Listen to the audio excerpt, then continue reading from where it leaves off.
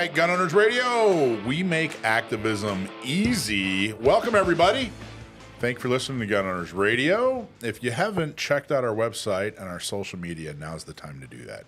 Sign up for our newsletter. Check us out. Like us. Subscribe. Let everybody, all your friends know what an awesome show that you get to watch every week.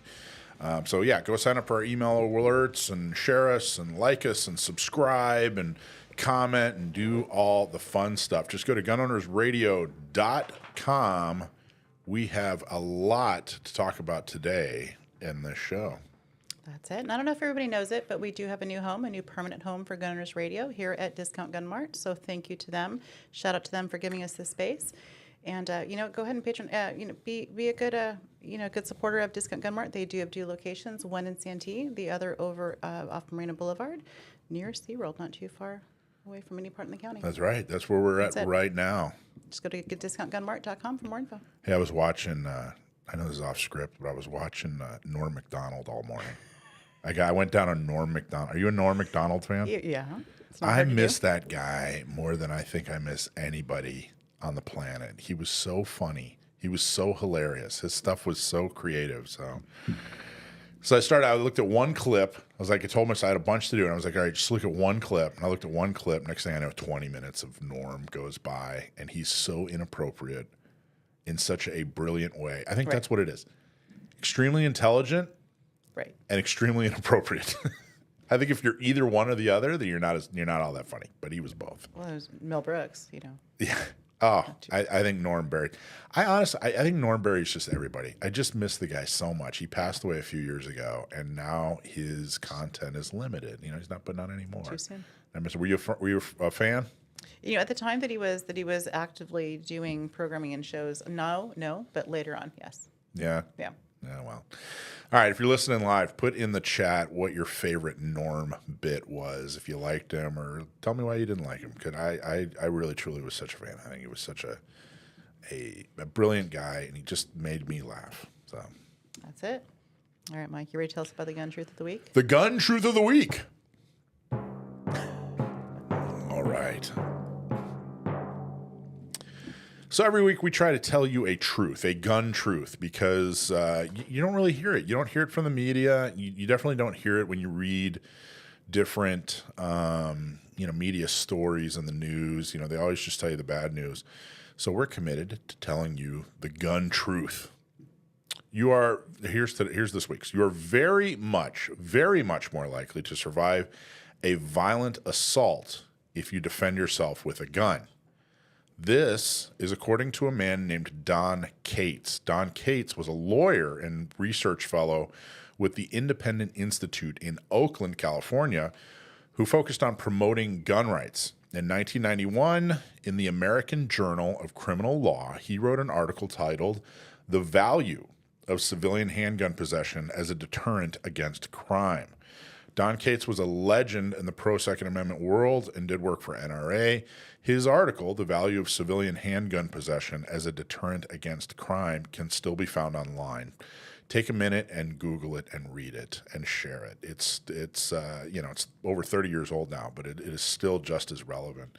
It addresses the issue from many angles, just like a lawyer is trained to do, and comes to what seems like an obvious conclusion. If you're attacked, it is much better to have a gun than for guns to not exist. So thank you, Don Cates. He unfortunately passed away a few years ago, but has left a legacy. I invite you all to go read that article. So the gun truth of the week: you're very much more likely to survive a violent assault if you defend yourself with a gun. Okay, Q&As. You have Q's. I have A's. There weren't a lot of Q's this week. One that comes up fairly often and came up this week is, what if I need to make changes to my San Diego County gun owners or Orange County gun owners or Inland Empire gun owners account? Easy. All you do is email us. Just email us, info at, say, hey, I got to update my credit card. Hey, I need to stop my membership. Maybe, financially things are a little tight for you right now. Maybe you moved. Maybe we misspelled your name. Maybe you're not getting our emails. Whatever it is, send us an email. info at, and then, whatever, whether it's SDCGO.org or OrangeCountyGunOwners.com or InlandEmpireGunOwners.com. Email us and we're happy to help. So I got one question as well about the sheriff. A guy said, hey, I'm in the process and I haven't heard from the sheriff, what's going on over there. Well, the best thing to do is contact them. Email them. Don't call them. Calling takes up their time. It bogs down the system. They're actually much more efficient and much better set up if you email them. So go on their website, email them, give them all the information they need. Here's who I am. Here's, whatever I'm applying. Here's where I am in the process. And here is the question I have, and they should be able to help you. The latest news is that the wait time is down typically from a year and a half down to about 8 months and improving. They're continuing to improve the process, but we are under a year, well under a year for the first time in a long time. So those are your Q's and your A's. Let's move on to lawsuit updates. What do you say, Alicia? All right. Yeah. Well, hey, it's time. This is our legal and legislative segment where we tell you what you need to know about all the current lawsuits in action. But remember, neither Mike or I are lawyers. We cannot give legal advice. If you are in need of legal advice, we have a great resource for you. Our friend John Dillon is a lawyer, and John has been helping more and more people fight those GVROs. And if you're not aware what that is, those are gun violence restraining orders. And, if you or somebody has a need, give John a call for anything gun rights and or law related. His website is dillonlawgp.com, and his phone number is 760-642-7150. Okay, I'm pulling up a couple of things here. And one of them is the Barba case, Barba versus Bonta. The Barba case had to do with, it was the privacy case that happened. I don't know if everybody remembers, but the Barba versus Bonta lawsuit has to do with privacy of information for gun owners, and it came about after California voted to break the trust of gun owners by providing their database of information on gun owners to third parties, which, of course, you're probably asking, why is there a database, number one? Number two, why are they providing that database to anybody, let alone, a non-government entity? They want universities to use your information to think up more ways to infringe on your rights using studies that appear to be academic and appear to be science, but aren't. So what our attorneys did, and what if you're a San Diego County Gun Owners member, if you're an Inland Empire Gun Owners member, if you are a Orange County Gun Owners member, then you are a plaintiff in this case, because we're all plaintiffs.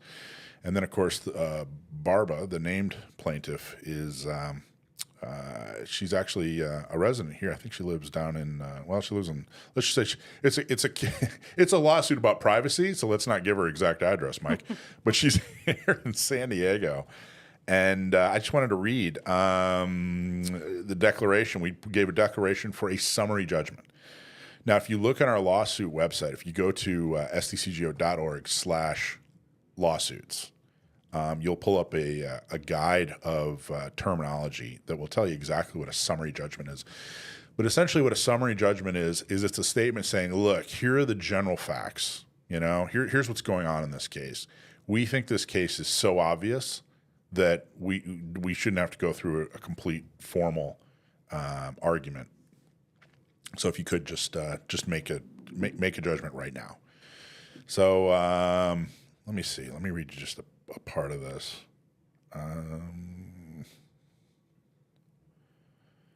So it talks about what IEGO is, what SDCGO is, what OCGO is, and that I'm the founder of all three, and here are the generally why we exist and what who members are. And then here's a section of the summary judgment. I've completed multiple firearm and ammunition transactions through a firearms dealership in California since 2020. Accordingly, my personal identifying information is contained in the California Department of Justice's automated firearm system and its ammunition purchase records file, meaning they have a bunch of information on me. I've completed multiple firearms ammunition transactions through a firearms dealer in California since 2020. In the course of filling out the paperwork required in those transactions, I had to provide my personal identifying information, including my driver's license number, home address, telephone number, date and place of birth, race, sex, and other information. Accordingly, my personal identifying information is contained in the California Department of Justice's automated firearm system. So basically, that's all the information that I'm providing that they have access to. They're giving to universities and third parties. I understand that under Assembly Bill 173, the California Department of Justice is required to share information in the automated firearms system and ammunition purchase records file with the California Firearm Violence Research Center. The California Firearm Violence Research Center, that's not a government entity, and permits the sharing of this information with other institutions for academic and policy research. So this is just a piece of my declaration for summary judgment. We're hoping that we get that summary judgment, that the judge absolutely sees it our way and says, yep, you guys have a case. It's pretty obvious to us. And that we get the privacy. It's one step closer to getting the privacy that we deserve as gun owners. Next case is Snope versus Brown. That's the assault weapons ban case. So we've been talking about this on and off, like every couple of weeks. There's been a little bit of movement. This is certainly an extremely important decision. It's an important case that could lead to an important decision.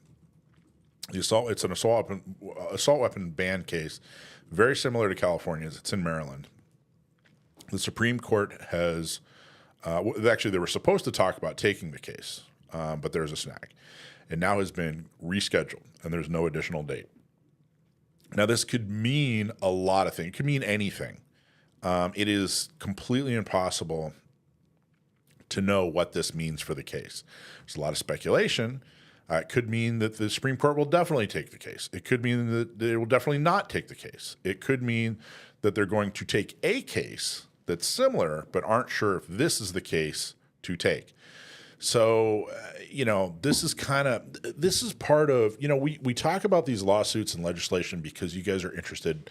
And I think it's interesting to know, but I want to emphasize, I think this is a good opportunity to emphasize that it's so difficult. There are so many avenues. There are so many timelines. There are so few requirements on judges.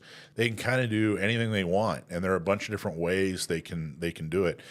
So knowing like what the next step is and kind of keeping tabs on each step and here's where it is in the process, and it could go here and it could go there. It just doesn't do a whole lot. So you have to be patient. Keeping in the loop and knowing what's going on is good, but don't let that be your activism. It's kind of an interesting thing. Oh, okay, here's where that case is, or here's what's going on in that case. But until we get a decision, there's not much for you to do. There's not much. The information is just nice to know. It's not really creating an opportunity for you to be an activist. Last week we talked about SB 15, Senate Bill 15, as introduced by Blake Spear, who's a local anti-gunner. It's the gun violence prevention law, and it's not built out in any way. There's nothing in there. There's still nothing in there. I want to point this out. I want to stay on top of this to make sure everybody knows. This is just a placeholder. They just said, hey, we don't like guns, so we're going to have Senate Bill 15, and eventually we'll tell you what it means. So stay tuned for that. ATF is something else we've been talking about. There's still no decision on the director.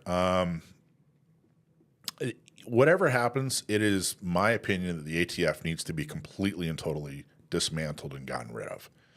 So whatever they do under the Trump administration, whatever director they decide on, they need to get as close to completely dismantling the ATF as they can possibly get. There is not one redeeming characteristic of the ATF. And any and all ATF agents should be blacklisted from serving in law enforcement on any level for the rest of their life.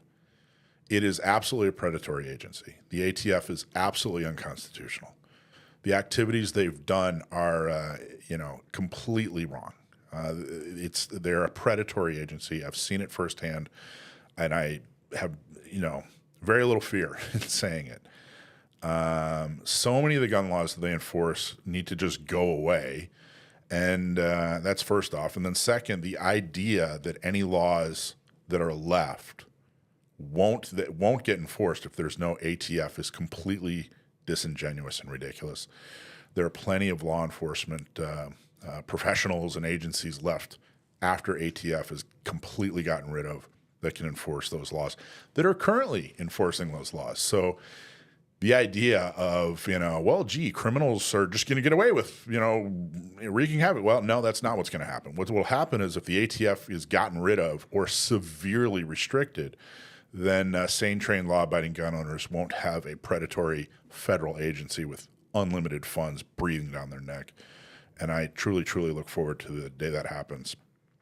The subjective and random nature of the basis of the gun laws that ATF enforces makes the ATF and its $1.6 billion budget, $1.6 billion budget every year, makes them completely useless, completely, in favor of getting rid of them 100%.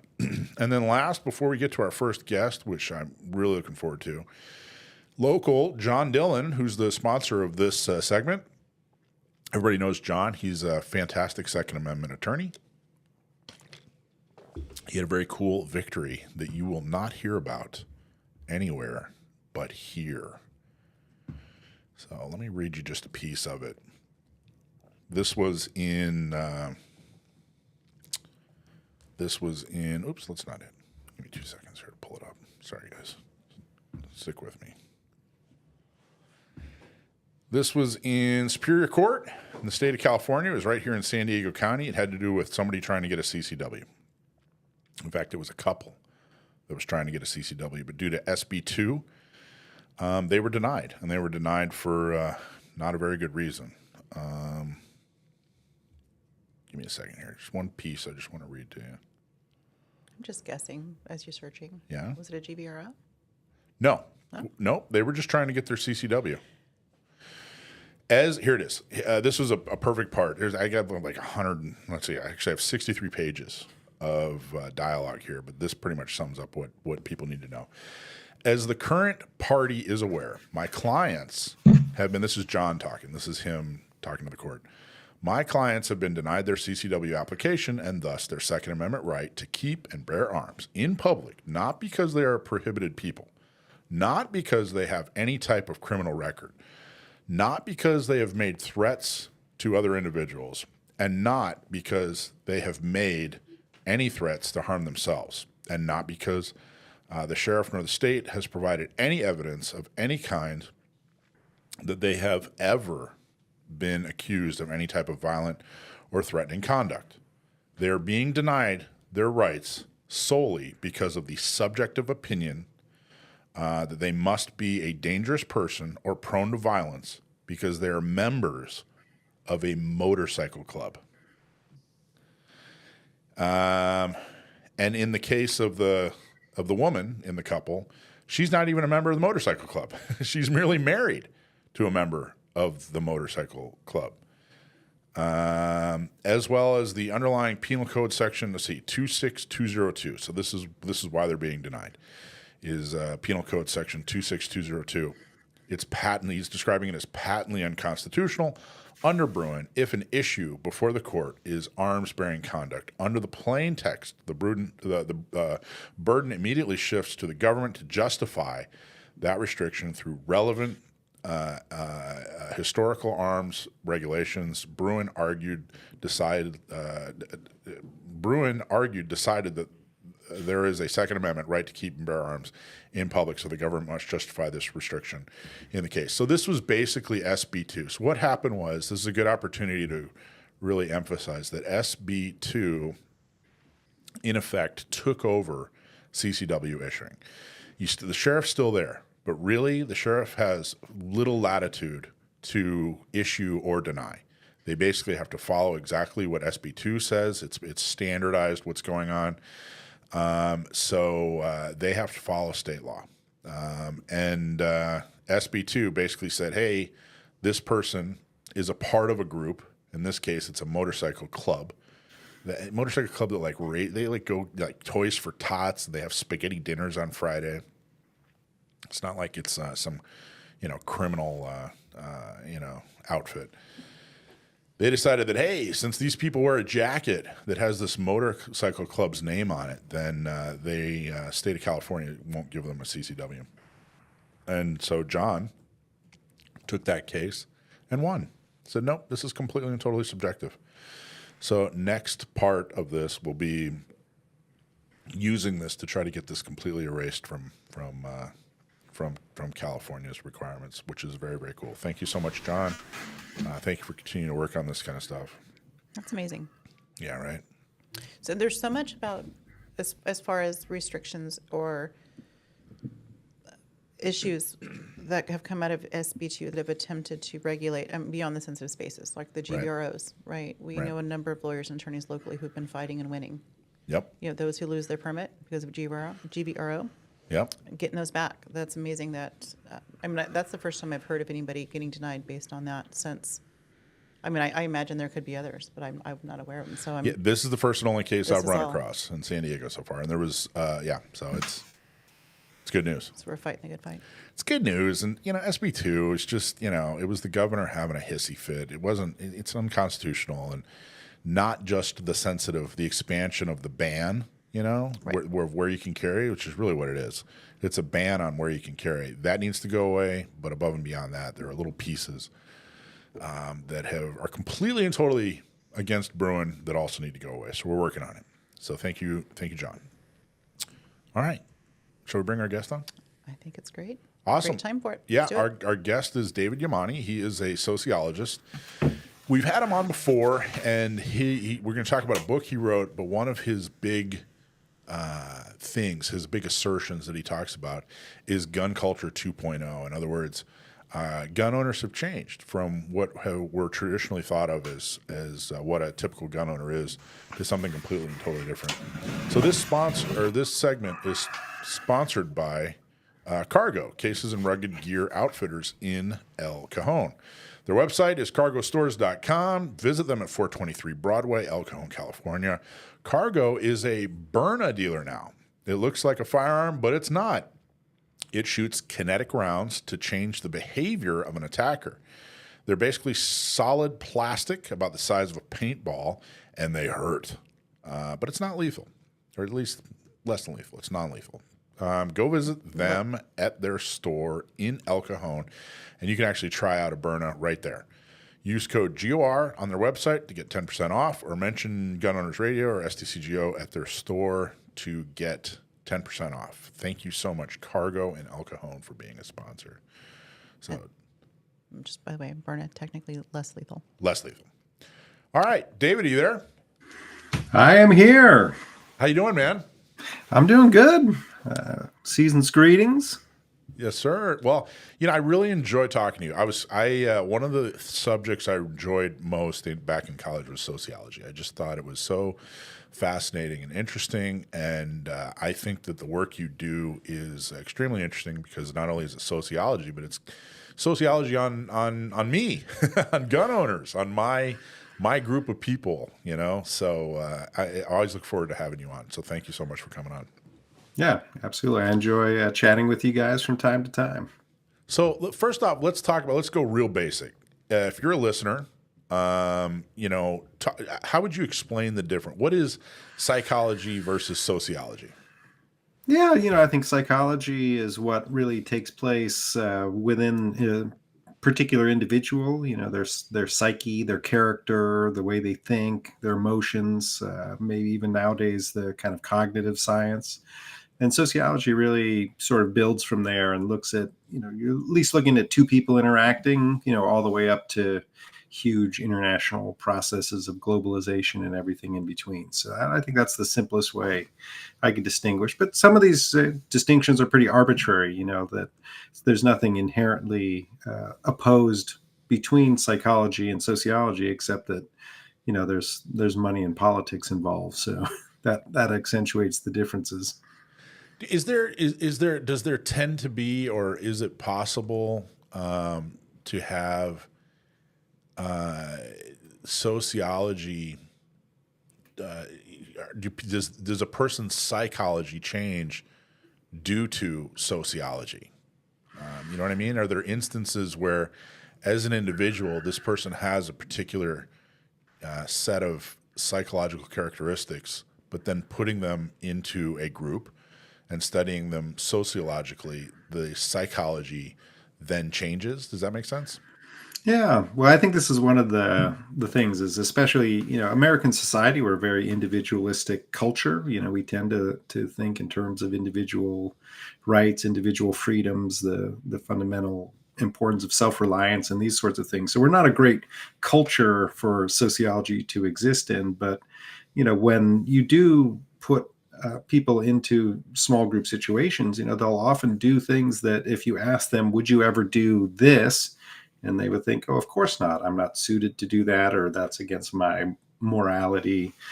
So you think about the Stanford prison experiments, for example, where, you put students into a situation, it's a completely fabricated situation, but just by virtue of the dynamics that are in play, that they would do things that they can't imagine doing. We also talk a lot about the My Lai massacre. A lot of people think I could never kill an innocent person, but if you're in the right circumstances, that you might do things that you never think you would be capable of doing. And on the positive side as well, you rise to the occasion sometimes in those situations.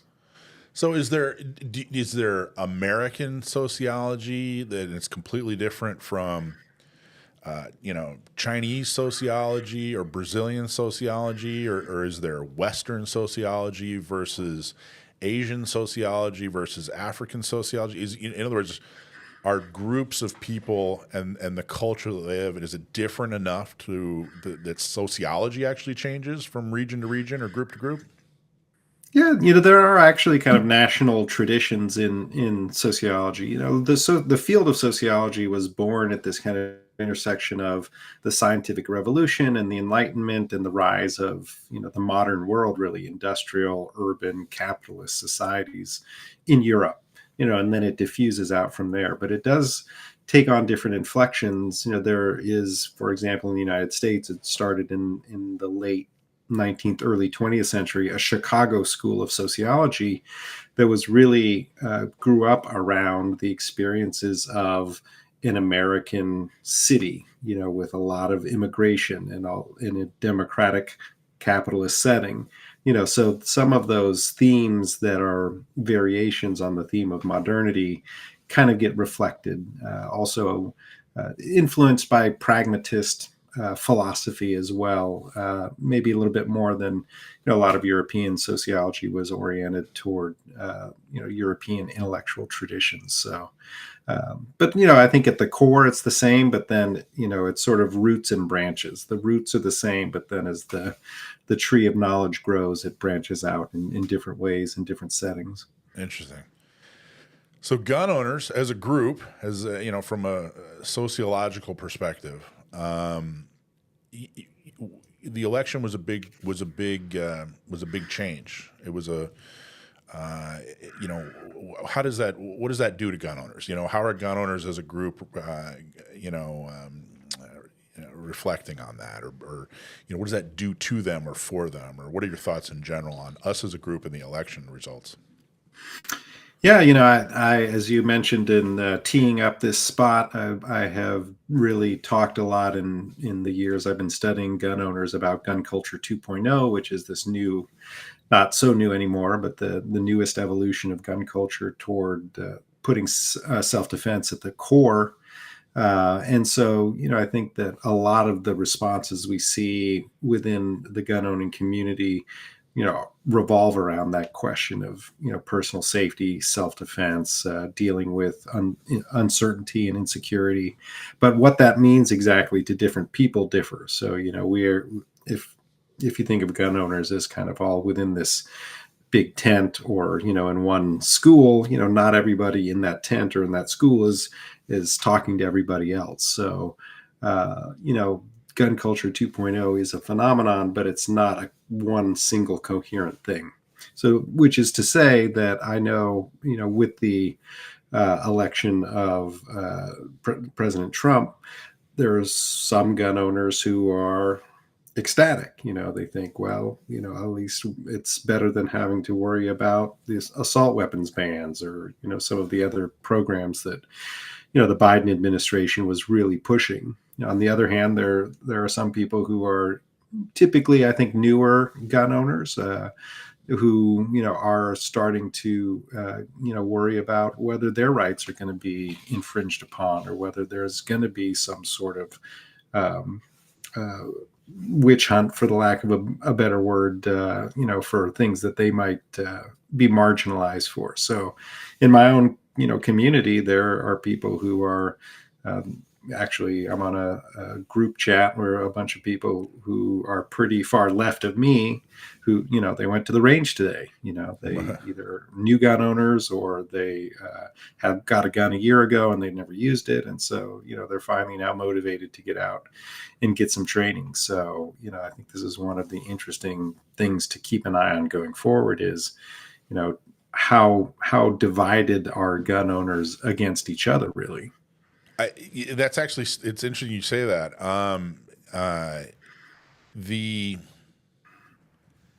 How I was going to ask you another. Actually, let's get back to that. Let's talk about how divided gun owners are in just a minute. But stepping back broadly, like zooming out, not just gun owners, but there were definitely two groups of people in this election, and the differences were pretty stark. There were some definite differences on subjects, political subjects of all different kinds. You had one group that had a definitive win. You had another group that had a definitive loss. What are your thoughts on the way the two groups are reacting to the victory and the defeat? If you have any at all, like any observations, any news stories or interviews where you thought, wow, them as a group, they are behaving this way, or it's surprising, or whatever. Or this other, as a group, that their victory, they're behaving a certain way. Any thoughts on that? Anything that's crossed your mind in the last couple months? Yeah. I think it's a really challenging sort of political situation to try to understand. For example, in my state of North Carolina, Trump won pretty decisively, but Democrats won. The governor, lieutenant governor, attorney general, Department of Public Instruction, and so it's just a weird kind of dynamic to try to understand. Think about Wisconsin. Democratic senator wins, Trump wins the state. Michigan. Yeah. So I think we're from the perspective of, and I can actually speak as someone who, and I wrote about this on my blog because I was asked about it. How does a gun owner support the Democratic Party? I think that there are a range of issues that someone like me is concerned about, guns being one of them, but having other concerns as well. And so it's kind of like hold your nose and go to the polls. And so I think that there are people who are kind of in the middle thinking, hey, how are we going to regroup as a Democratic Party? And there are people who are pretty much done with the Democratic Party because it's gotten to be too centrist, and there are people who are done with the Democratic Party because it's gone too far left. So I think that the benefit that Trump really capitalizes on are those people who just want a decisive direction, and the Democratic Party at the national level seems somewhat directionless. On the other side for me as a gun owner is that I just wish that the Democratic Party would stop trying to centrally regulate firearms. Yeah. And when I go into the countryside in North Carolina or drive through rural Virginia and you don't see a single Biden sign, and I don't know how the Democratic Party thinks that it's trying to reach these people, especially if it's going to keep leaning into assault weapons ban, universal background checks, things like that. Are there ways to address the negative outcomes that we all want to address without passing another law? I make that distinction a lot. I don't fight for gun rights in order to get Republicans elected. I fight for gun rights in order to get Democrats to stop attacking us, and anybody who's anti-gun. But I think that's an important distinction. There are far too many organizers and activists who their subject is really kind of the secondary goal. Their real goal is to get one party or the other elected more, and they're just kind of leveraging their passion for that. So we talked about, so you study gun owners as a group, and we started talking about, some division in gun owners. Are there subgroups? Have you identified or studied or listed subgroups of gun owners, whether they're, geographic or economic or even philosophic differences? You have, have you, any titles for these subgroups? Like, these people are the XYZ gun owners, and these are the ABC gun owners, and the differences are whatever. Is there anything like that in your work, your observations? Yeah, no, I've honestly been so focused on trying to understand gun culture as a whole, and the normality of gun ownership across a broad swath of the population, that I haven't started to break it down beyond some of the typical labels that we would use. So, for example, liberal gun owners, exist, African American gun owners. So the typical kind of social categories, demographic categories that sociologists would use. But I don't do large scale surveying, but there's the work on gun ownership it's not really a primary interest of most people who are in the social sciences. They don't care about what gun owners are like. They care about what's wrong with guns. So we don't really have a lot of good surveys that go beyond, do you have a gun in your household? Yes or no, right? Do you personally own that gun? Yes or no?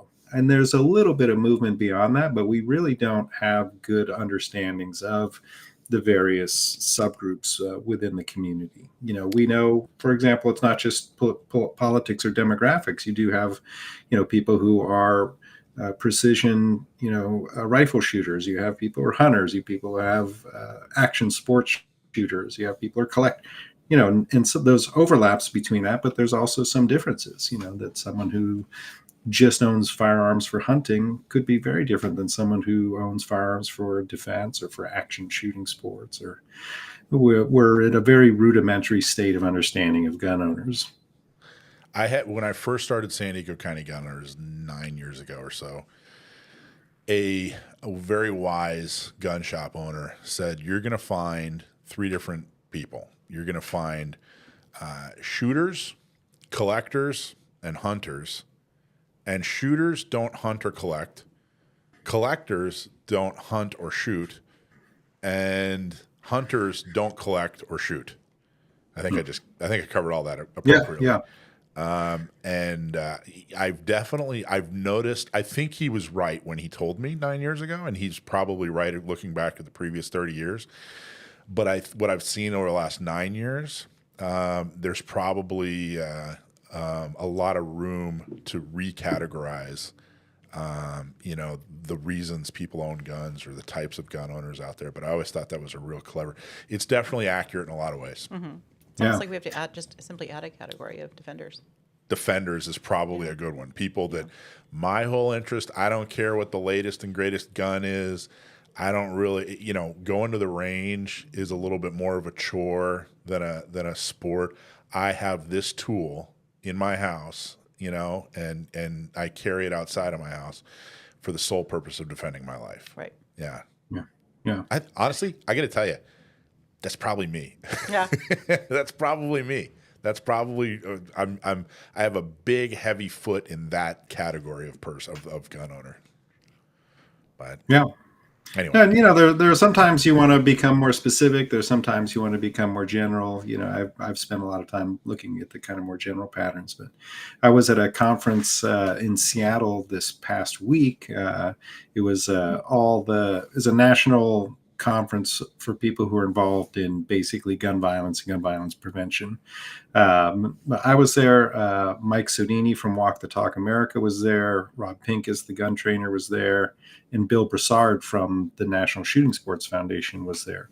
And, we were kind of on a little bit of fly on the wall kind of situation, just listening in to hear how people talk about gun owners in that setting. And we came away from it really thinking that the conceptualization of what gun ownership means and what it is as a reality is pretty underdeveloped in that community, because they really are just looking at guns are a pathogen, right? And what bad things is that gun going to do? So it's really, is the gun there or is the gun not there? That is what it really amounts to. I saw that, and I wrote down. I think this was a post. I think this was on your X or your Twitter. The two deputy directors of White House Office of Gun Violence Prevention gave remarks yesterday. Robert Wilcox to gathered scholars, quote, "You have the solutions. It's just a matter of implementing them. We don't have a prescription. We have a playbook." And I wanted you to talk a little bit about that. What do you think was meant, or what was the reason you decided that was an important takeaway?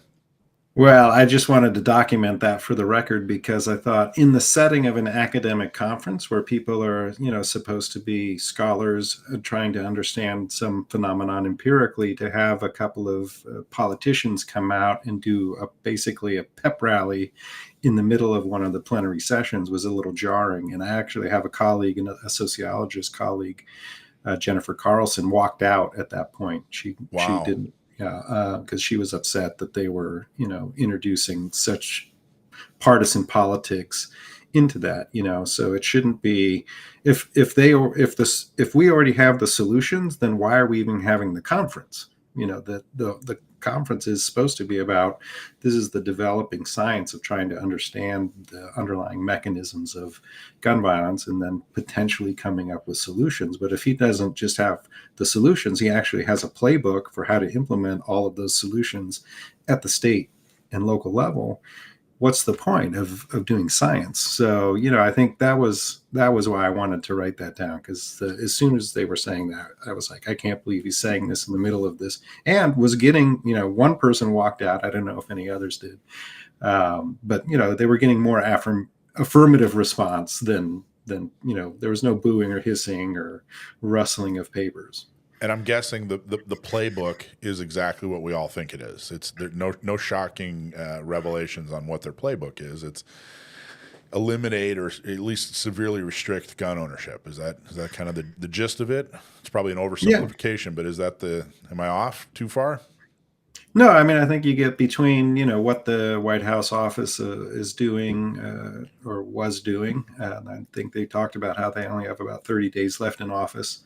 The Surgeon General's report, it's the understood remedies that have been promoted by Everytown and Brady and Giffords and all of those groups. So, it was just very shocking to hear in the middle of otherwise the conference was just it would bore you to tears unless you wanted to hear people talking about the latest research they're doing.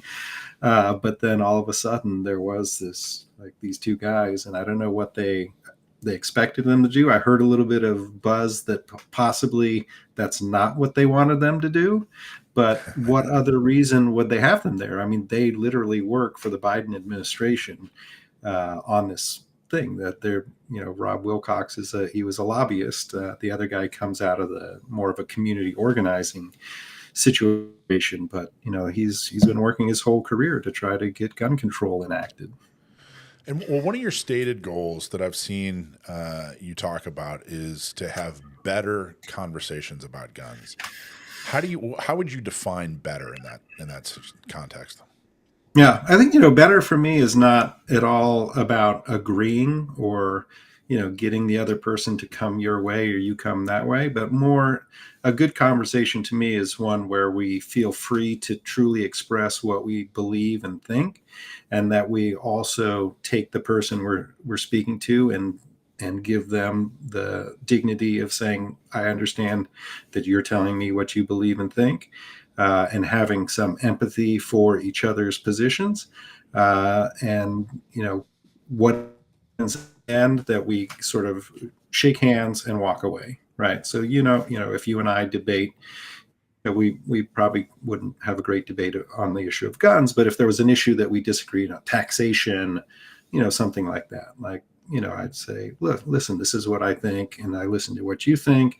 We maybe see if there's any movement that we could have toward each other, but if not, we go like, okay, we just have to agree to disagree. And what I find in the gun area, at least, is that there's too much not even just agreeing to disagree, right? That I hear people talking in terms of people disagree with me are my enemies. People who disagree with me hate me. All right, they want to do away with me. And this is not a one-sided thing. I think this goes both ways. That there's data that a large percentage of both people on the left and people on the right, would be happy to deprive the people on the other side of their civil and human rights if they could. And, that's just a terrible thing to have existing in this society. Well, and there's a pre-Trump gun owner mentality and a post-Trump gun owner mentality, in that I've definitely noticed that people who are fantastic, staunch supporters of the Second Amendment, like myself, are going, well, now we're in power, so some of the things that they did, the other side did, we want to do now, except with from our angle, like screw, whether or not it's ethical or fits the proper role of government. You know what I mean? Now we want to steamroll. We're in power now. We want to steamroll them, except with our message. As a sociologist, first off, do you agree that have you observed anything like that? Number one, and number two, what's the danger? What's the danger of a group doing that type of thing?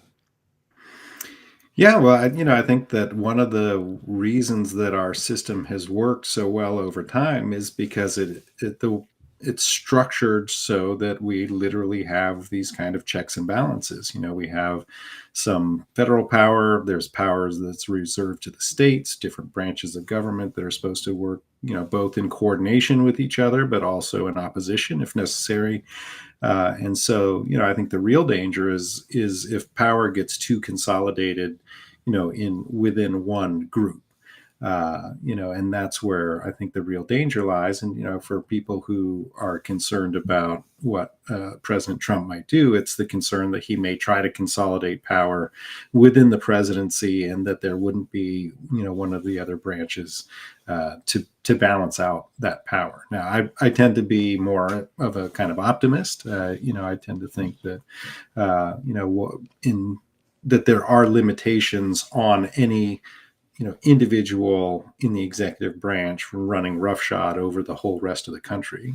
I think that there are political checks, there are legal checks, and then there's the citizenry is a check. That I think that there are certain people that won't stand to have their rights taken away, regardless of who might be taking those rights away. So that's where I'm at with that. Some I would think of as being hyperbolic. Yeah, you definitely are an optimist. I've seen you described as the Bob Ross of the gun community. Is that how they put it? Yeah, that was Ranjit Singh wrote that in Bearing Arms, and I've sort of run with it a little bit. I thought, but it really got at what I try to do. I'm not going to be yelling at anybody. I've again, coming from a background totally outside of guns, totally liberal. Coming into the gun community, no one yelled at me. I'm not going to yell at anybody. And I think that we need a lot more of that. And, there's a lot of people that the way that social media amplifies the most extreme voices, I think is pretty harmful. And so we need to definitely, back to your, the issue of good, productive conversations. They got to do a lot more face-to-face, in real life, if possible, because it's a lot harder to demonize people. If you're looking them in the eye, it's a lot easier to shoot off, a tweet or a Facebook post or something like that. And it really gets a lot of people in the middle have become disaffected because they feel like everything is so extreme. But that's just because those loudest voices get amplified. So how do we engage all of those people in the middle who otherwise are politically disengaged? Well, I think calling you the Bob Ross of the gun world is a truly a compliment to both you and Bob Ross, both your reputations. So I think you should run with it. Great interview, David Yamane. How do people buy your book? You can. The easiest way is go to Amazon, type in Gun Curious. If you want to see some more options, or if you want to learn more about the book, if you go to guncurious.com, there's a lot of information about the book on there. Great. David Yamane, guncurious.com. Thank you so much. Sounds good. Look forward to talking to you guys again. Thank you, David.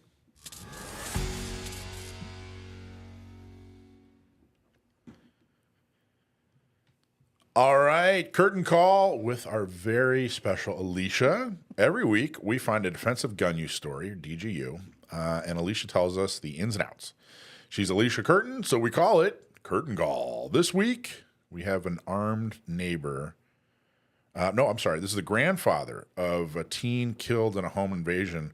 Calls the AR-15 use unfair. So that's correct me if I'm wrong, Alicia. Tell us the details. But No, that's correct. The person who was defended against, the bad guy, is saying, "Hey, you have an AR-15 and that's unfair." Is that right?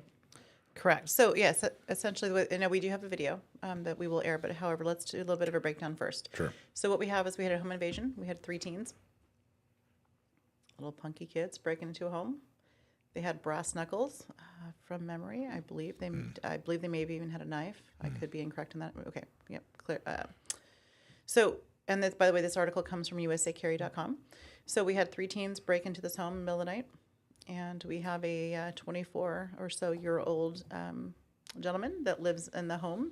He lives there with his parents, and his parents do have an AR-15.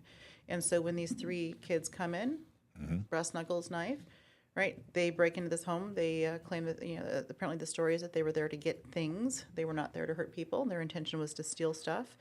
And in defense, this 20-something-year-old guy decides to get Dad's firearm, that AR-15, and use it to defend himself against these 3 kids, 3 hooligans that broke into this home, brass knuckles and a knife. And he did shoot all 3 of them. So they brought brass knuckles to an AR-15 fight. They did. They did. They didn't read the rule book.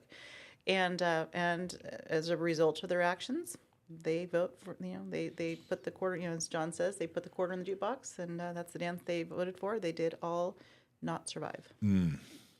So, which is very unfortunate, right? So the homeowner survived.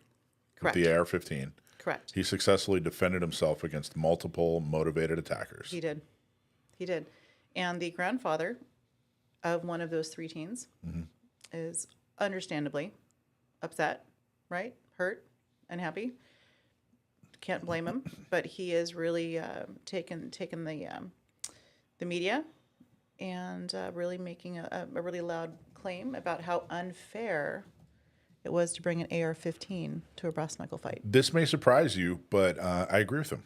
Really? It was completely and totally unfair. And that's the point. Right. That's the exact point. Right. What I definitely don't want is there were 2 attackers? 3. 3 attackers. Three That's on one. pretty unfair. 3 on 1. And I certainly don't want 3 attackers with knives and brass knuckles. That's really unfair. Right. So I'm glad that the good guy, had the unfair fight in his advantage. That's exactly the point of owning an AR-15. Exactly. As opposed to a single shot 410 or whatever. Like, Right. He's right. It's unfair, and that's the point. That's it. So what are your thoughts?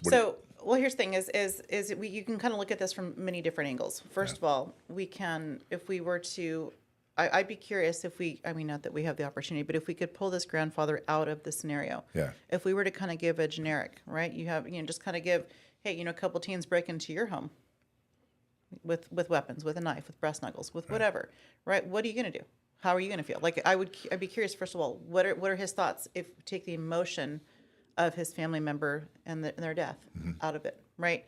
So he's understandably upset, and I think that's really clouding his judgment. Of course. Right, which is understandable. But so as far as this goes, I absolutely agree with everything that you said. In California, we do not have a stand your ground. We don't have a duty to retreat, but we do have a castle doctrine, right? So we're able to use reasonable force to defend ourselves. We do have a justified homicide penal code here in the state of California. And that penal code actually gives us let me just kind of bring this up really quickly. No, this article did not come from California specifically, but we're going to kind of relate and kind of take some information and kind of tie it into California. Justifiable homicide, California Penal Code 197 states that when committed, and this is just a portion of the statute, but this is the part that applies to this. When committed in defense of habitation, property, or person against one who manifestly intends or endeavors by violence or surprise to commit a felony, or against one who manifestly intends and endeavors in a violent, riotous, or tumultuous manner to enter the habitation of another for the purpose of offering violence to any person therein. Now, I don't know about you, but I don't know many robbers that use brass knuckles as part of their pickup of things. Or just simply burglary. Yeah. Right? And I mean, yeah, he wasn't bringing the brass knuckle. He wasn't breaking in. The three weren't breaking into the house to say, hey, check out my cool brass knuckles. Right. I mean, Absolutely. these were, yeah. So, so but the good, the bad, what could have been done better, right? So the good is amazing that they had a firearm in the home. The additional good is that this homeowner knew how to use it. The additional good is that not only was it there and he knew how to use it, he didn't hesitate to use it when it was appropriate. The bad is that these teens made that decision to enter that home that day. I mean, that's really... It is bad. Right? I mean, that's incredibly unfortunate. You know what? And by the way, those teens, they didn't say how old those teens were, did they? They just said teens. I don't believe they gave I think it seems, I got the definite impression. By the way, the guy with the AR-15, only 23 years old. 23, yeah. He was only Early 23 years old. Yep. And they did kind of, if I'm reading between the lines correctly, the three teens with the knives and the brass knuckles were probably under 18. Right. It's kind of the impression I got there. It doesn't actually spell it out. Right. Now, one point I want to make about that is, so those three teens who were there to brutally attack somebody, who broke into somebody's house, they're now going to be in the category, the statistical category of kids who were killed by guns. Right. You know what I mean? Oh, I know. So when you see, they purposely, the other side, the anti-gun side purposely says, hey, look at how many kids, look at how many poor children are. Now, it's tragic and it's sad, but they want you to believe this is a 5 or 6 year old and that it happens without any responsibility on the child in any way. Right. When you had three teens, probably under the age of 18, doing a very adult and irresponsible and frankly horrific thing of breaking in a crime, breaking into to hurt somebody with weapons. With weapons. So the other side, the anti-gun side, will gladly parade this as yet another example of three kids who died from gun violence. Again, sad and tragic, but what they do is they take this and they prescribe, a solution that has nothing to do with this. That wouldn't have solved this problem. That wouldn't solve the problem of three violent teens who decided to break the law and commit a horrible crime. There's already laws on the books that would have prevented this, such as don't break into other people's homes. Exactly right. Right. Yeah. That would have. Abiding by that law would have prevented this. That would have prevented it. That would have prevented it. Yeah, with these three having a hobby that didn't include knives and brass knuckles would have prevented. I mean, there's all kinds of prevention, but taking away my guns and taking away my right to defend myself, that wouldn't have helped in any way. So, anything else? What else do you want to talk about on that? Anything?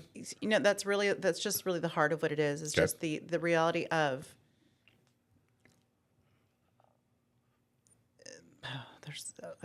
Yeah. I will tell you, I have teen kids. Yeah. Right. I have 4 kids. Yeah. I have teens. I met them. They're wonderful. Yeah. I like my kids. Right. Yeah. So the idea of in that moment, I was kind of just picturing, I'm like, what is it? How do these kids get to that point? Yeah. Right. That right there is for me a hugely, greatly horrible thing. It is worth spending time on that important question and not worth time trying to figure out how to limit my rights. Right. That's where we need to put the time. What the heck happened with these three teens that their life went so horrible that they decided to do something so serious? Right. And again, like you said, I got nothing bad to say about a grandfather who's hurt inside. Absolutely. I'm sure he's probably thinking and saying a lot of things that maybe aren't all that reasonable or logical. Right. So there's certainly nothing wrong with him, but it is important to drive home the point that I want sane, trained, law-abiding people to have an unfair advantage against criminals. Absolutely. Full stop. You know what we forgot to do? What? Play the video. Oh yeah, let's play it real Let's quick. go ahead and play it.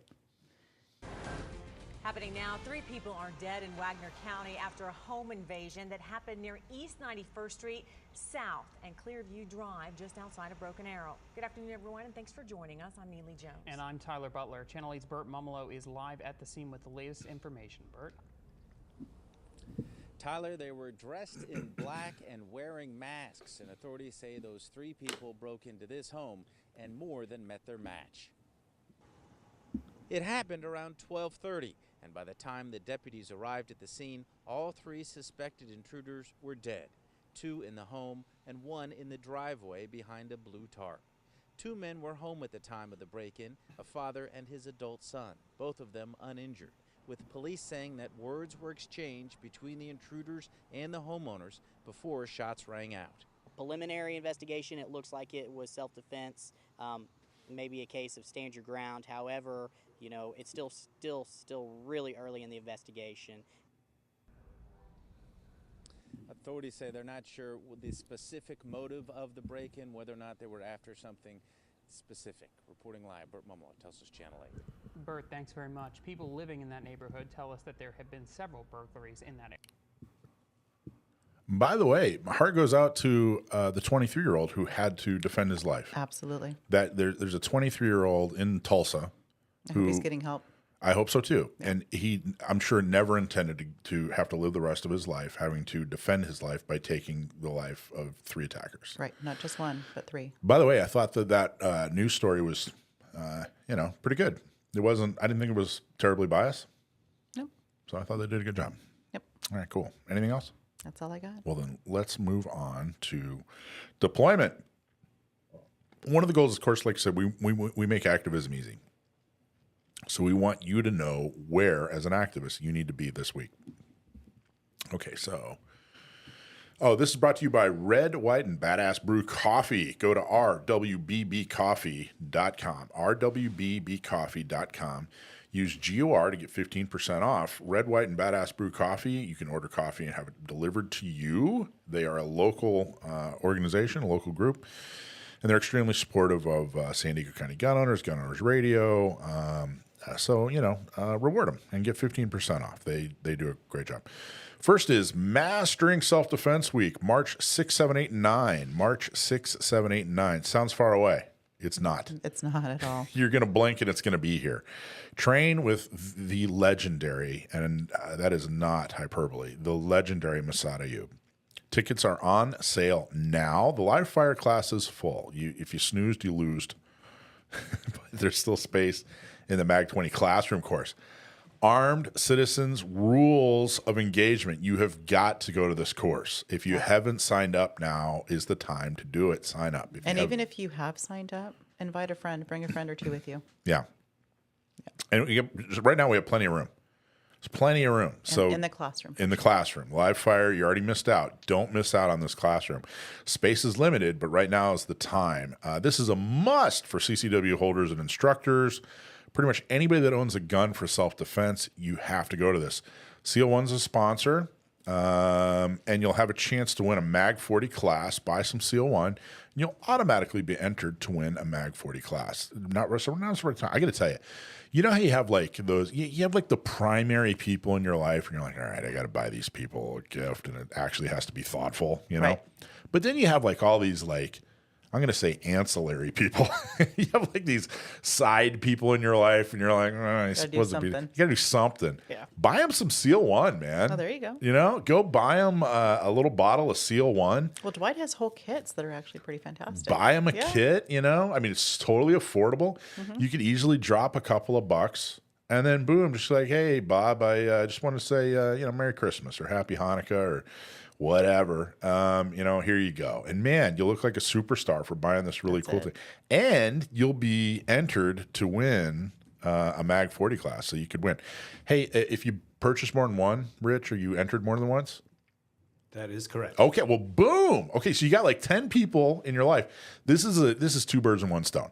Buy them some Seal One, do it like 10 different times. What? Do you have to make like 10 different purchases? Is that how that works? No, it's just if you spend say $50, then You're get entered twice. Great. Okay, so do that, and two birds with one stone. Sign up by going to gunownersradio.com and sign up for the Armed Citizens Rules of Engagement. We need to fill this class. Please help us out. Vote for Gun Owners Radio at the Gundies. We're nominated for Top Voices of the 2A. Go to thegundys.com and you can vote for us there. It's thegundys.com/nominee/gun-owners-radio. I hope we win. I've done my part every day. Good. And everybody should vote. But I got to tell you, man, we're up against some really cool people. Which is amazing. It's an honor, but you won't offend me if you vote for the other people we're up against. I'm going, oh my God, I think I'm going to vote for them. They do such a good job. So many good voices out there. I do hope we win. If you like listening to us every week, if we make things simpler for you to understand, or if we're entertaining in any way, go to thegundys.com/nominee and vote for Gun Owners Radio. Next, intro to modern off-grid comms communications class is January 25th. So the next modern off-grid comms class is January 25th. Use code MERRY, MERRY, for $50 off. It expires on Christmas, which is why we use MERRY, MERRY. Although Christmas, we could have used Mary, MARY, too. Could have been either way. Could have been either way. Would have worked both ways. How about that? Anyway, it's a great gift. So give somebody the gift of modern off-grid comms. I am not surprised people like this class. I am surprised at how much interest there is, but I'm not surprised at the feedback. John Baldwin is an excellent instructor, and I think this is useful information. Mm-hmm. But man, we're getting more. I get more little tidbits like, "Hey, I want to do this class." That I can't think of any other thing we've done that people have been more interested in. So check it out. Not just a ham class. It's has to do with communications across the board. Lots of really, really, really good information. Okay. This is the big thing. If you do nothing else this week, need you to do this. Tuesday, so like 2 days from now, Christmas party. Don't just mark your calendars, but you got to actually make plans and show up. December 17th at 6 p.m. at Alesmith Brewery. And that's 9990 Alesmith Court, it's right off of Miramar. My ugly sweater arrived yesterday. I'm ready. Oh, really? I'm there. Yeah. I can't wait to see it. I can't imagine. Any sweater you wear would probably you'd make it look so beautiful. No. How about that? Silent auction. We have a silent auction going on at the Christmas party this year. Christmas party at Alesmith is a silent auction. Bunch of cool guns. Kimber 1911 and 10 millimeter. The Springfield Saint AR in 5.56, and an AR-10 in Creedmoor. So there's a couple others too. There's a shotgun. There's a couple other really cool silent night auction. I didn't even realize the 1911 came in a 10 mil. Yeah, I know. Kind of cool, right? Don't see that often. That's pretty cool. Who? What's his name? That's no. The what's his name? The big instructor guy, the Colonel Cooper. Oh, Yeah. So that was his favorite gun and his favorite caliber, right? really? Yeah. So he was a 1911 guy and he was a 10 millimeter guy. So I don't know if he was a Kimber guy, but we have a Kimber 1911 and 10 millimeter. There you go. So come out and join us. No need to RSVP. There is no cover. There's food and drink for purchase. This is a really great opportunity to go meet a bunch of other cool gun owners, and hopefully you'll win a gun. So please come on out. Okay? Even if drinking's not your thing, come for the people. I don't drink, I know. so I'm going to be there. Yep. Even if beer's not your thing, even if drinking's not your thing, come on out. It's not a frat party. No. It's a Christmas party, and everybody's going to have a really good time. So come on out and have fun with us. End of the year, 2025 was a good year, or 2024 was a good year. So help us celebrate and bring some friends. All right, that's everything. We need you to come to the Christmas party. That's the one thing you really, really, really got to remember. Do everything, but definitely do that. All right, let's talk to Sam.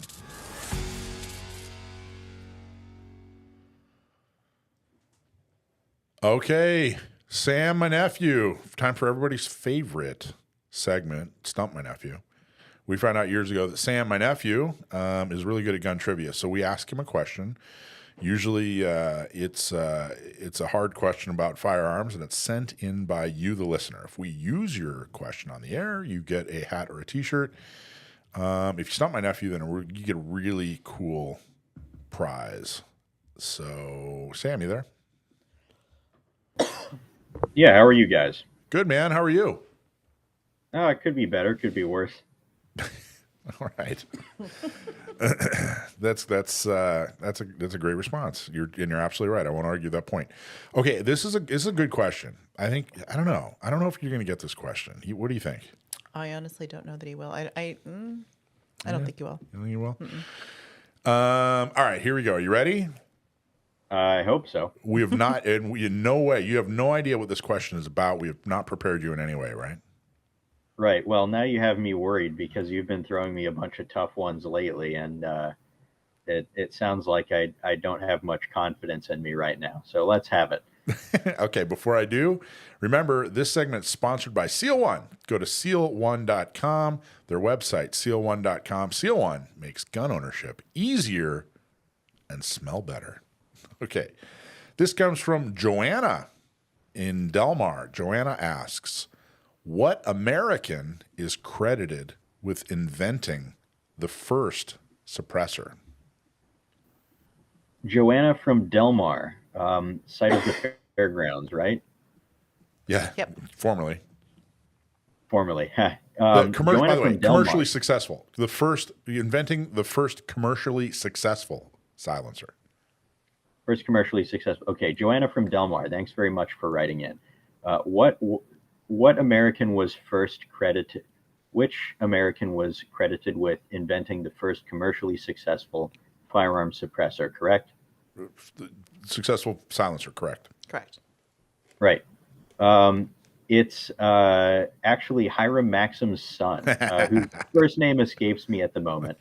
But it's Hiram Maxim was the guy who invented not the very first machine gun, but the first successful the first successful self-loading machine gun, i.e. not powered by an external source such as a crank like on a Gatling gun. So self-operating automatic machine gun that saw widespread military use. His son was also interested in engineering, also a talented engineer, and invented what was marketed as the Maxim silencer, perhaps giving rise to the common misnomer that it's the legal the legal term that applies to a firearm suppressor is silencer, and you'll hear people like in movies say, "Oh, this pistol is silenced. No one can hear it outside this room when it fires," which Good movie voice. is obviously complete bunk. It's very difficult to get. You should be the guest, the co-star in the next Steven Seagal movie. I would just be standing in the back with my thumbs in my pockets, acting all cynical. Oh, my light source went away. And going, "This is all a load of crap. This doesn't do what you think it does. Just get a Glock. You'll be fine." Or an M&P. I don't judge. But I derailed you. First off, you're right. You got it. Wait. Wait. Okay, Let me go tell ahead. a little bit more about it. Go ahead. So people call them silencers, even though they don't silence the firearm. In fact, it's very difficult to get a suppressed firearm, even a handgun, to be hearing safe, let alone quiet by any stretch of the imagination. But Maxim's suppressor was marketed as the Maxim silencer. It used his same patent for another technology that I think all of you have used, even in banned states, the automotive muffler. It's just a bigger version of the same thing. Same patent, mechanically identical, exact same thing. That was one of his. Teddy Roosevelt actually used a Maxim silencer, so-called Maxim silencer, on his Winchester Model 1894. He hunted with it. All of that is absolutely correct. I want to go back and quiz you a little bit. So Hiram Maxim's son, just guess what Hiram Maxim's son's name was. Knowing Hiram Maxim, I'm going to say it was Hiram Maxim Jr. Well, Close. Close. Yes, it was Hiram Percy Maxim. Yep, and his son was Jr. Hiram Stevens Maxim. Oh, ooh, big No, change. you had that reversed. Okay. Oh wait, Father was Stevens, son was Percy. American inventor Hiram Percy Maxim, son of Maxim gun inventor Hiram Stevens Maxim. Oh, you're right. Oh, there you go. Okay. And co-founder of the American Radio Relay League. I don't know what that is. Is it a bowling league? Oh, Probably not. I didn't know he was behind the ARRL as well.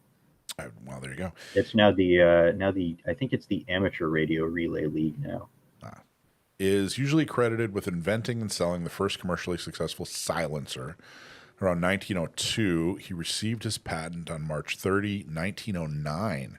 Maxim gave his device the popularly trademarked name Maxim Silencer. So he actually called it the Maxim Silencer, like you pointed out, Sam.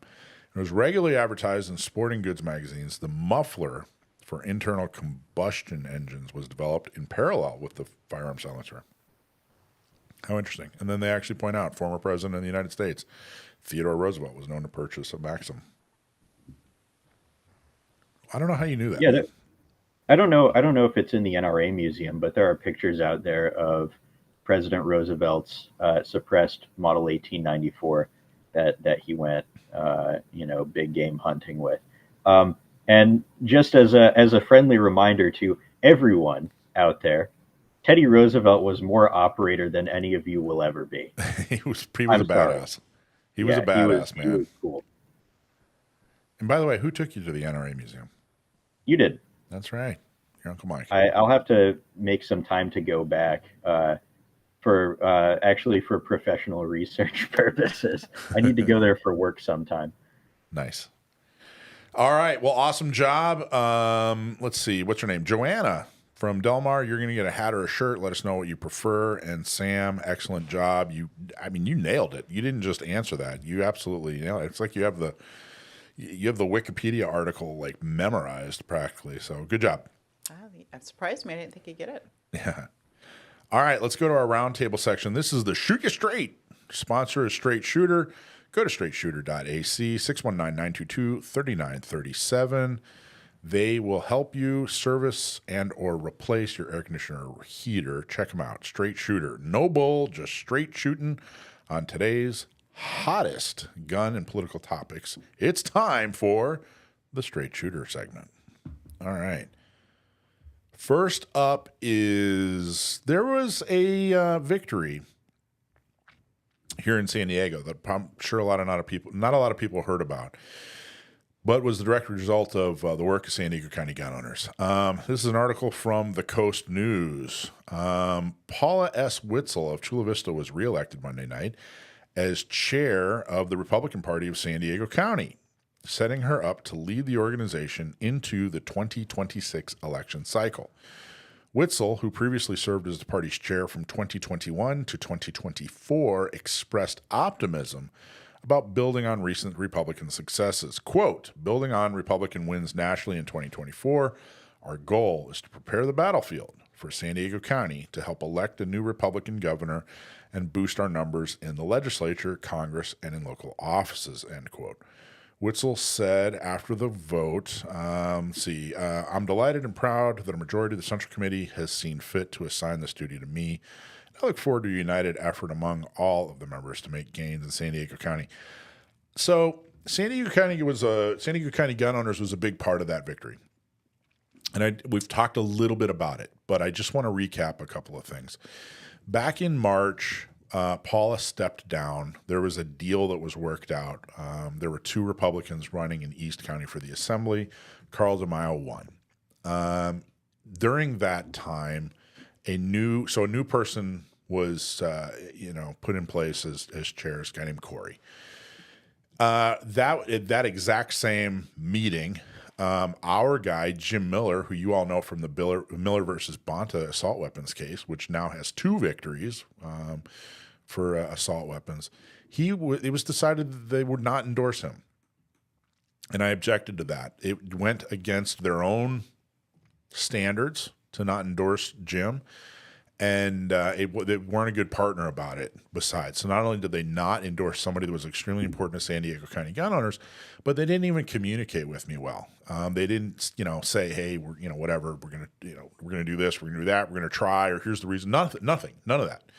And all that lies at the feet of the chairman, who at the time was brand new, a guy named Corey Gustafson. So I put out an email saying, hey, look, if you care about, you're on this email list because you care about the Second Amendment. So we need to focus on Second Amendment. If the Republican Party's not going to do it, then don't give them your time or your dime. Help San Diego County gun owners succeed, particularly when it comes to Jim Miller. I got a lot of positive feedback. I actually got a lot of positive feedback from people saying, yeah, you're right, that we should have. And I'm talking about elected officials. I'm talking about insiders.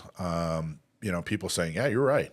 They should have endorsed Jim Miller. This is ridiculous that they didn't. So we went through the summer. We did everything we needed to. Jim Miller did a fantastic job. But right before the election, Corey and I finally spoke months after he became the chair, showing that he really wasn't serious about any kind of partnership or he didn't care about gun owners in San Diego at all. So months after the fact, there was the idea by somebody else, it wasn't even Corey's idea, to do a presidential debate watch party. This was a joint venture between gun owners and the Central Committee, the Republican Central Committee. Talked to Corey, was completely unimpressed, met him at the event, and he spent the time we had complaining about Carl DeMaio, encouraging me to work against Carl DeMaio. And I kept saying, I don't think it's a good idea. He's a successful Republican leader. I don't think it's a good idea for you to pick a fight with this guy. And I saw that discussion happen. Yeah, right? Yeah. So that was the other thing. He chose to do this in front of other donors. In front of everybody. Yeah. People walking by, people stopping to say hello, people wanting to talk to us. Mm-hmm. And they're being subjected to him, bitching about Carl DeMaio, right. Another Republican. I mean, it was really, really bad. Some other things happened, but I basically said, I'm done. This is not going to work out. And he had no interest at all in making things better. So we went to work. I talked to other Central Committee members and said, hey, there is a plan to put Paula back in the chair position for at least a year. That maybe they switched out the chair too quickly. And let's put her back for a year and see if somebody else rises to the occasion. But Corey was clearly a big mistake. So Paula won by 6 votes, if my memory serves, which was a pretty big victory. I think there's only like 45 or 48 or something like that. 2 abstentions, and then she won by a 6-vote margin, which meant that 8 people voted against Corey, and Paula won definitively. So I've since been in touch with Paula. I'm, very much looking forward to working with them. In fact, we have another joint event planned for Inauguration Day in January. In fact, the monthly meetings are going to be this inauguration event, which there'll be more details on that later. Right now, I want you to focus on coming to the Christmas party. So probably next week we'll announce this new event that's coming up on Inauguration Day. But you'll get the opportunity to meet Paula. You'll get the opportunity to come out and in a show of force for San Diego County gun owners. And I'm looking forward to being successful, working with the Central Committee like we work with all groups that want to benefit Second Amendment, that want to benefit gun owners. And so, I got to tell you, it's another example of not just sitting around and complaining, but saying, hey, there's something that needs to change, therefore we're going to be the ones to change it. So you should be very proud of the work we did. I think you're going to see even more come out about Corey that is less than flattering, that will reinforce the case that we made that Corey was not and should not be anywhere near power. He definitely shouldn't be leading the San Diego Republican Central Committee. So I wanted to tell that story. I've kind of been alluding to certain things you've probably seen if you follow our emails and listen to the show a lot. You've heard different things, but this was a huge victory.